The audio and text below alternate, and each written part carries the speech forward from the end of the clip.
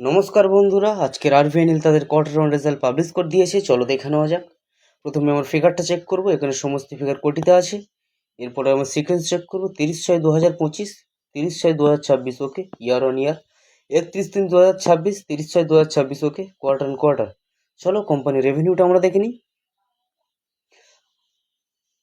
আগের কোয়ার্টারে ছিল 6,695 কোটি, আগের বছরে ছিল 3,908 কোটি, এবং এই কোয়ার্টার হয়েছে 4,321 কোটি।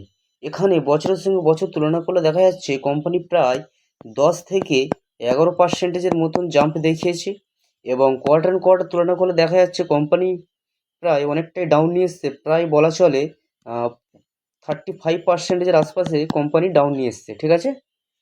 চলো কোম্পানির এক্সপেন্সটা আমরা দেখে নেবো।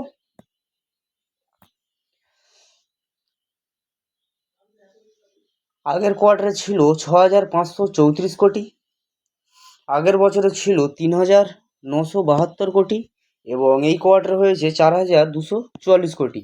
ঠিক আছে, এখানে খরচা আমার মনে হয় ঠিকঠাকই আছে। চলো কোম্পানির প্রফিটটা আমরা দেখে নেবো। আগের কোয়ার্টারে ছিল 181 কোটি, আগের বছরে ছিল 134 কোটি, এবং এই কোয়ার্টারে হয়েছে 159 কোটি।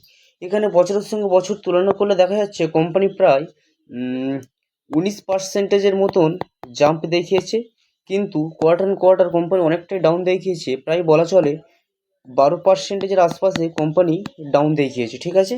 চলো কোম্পানির ইপিএসটা আমরা দেখে নেবো।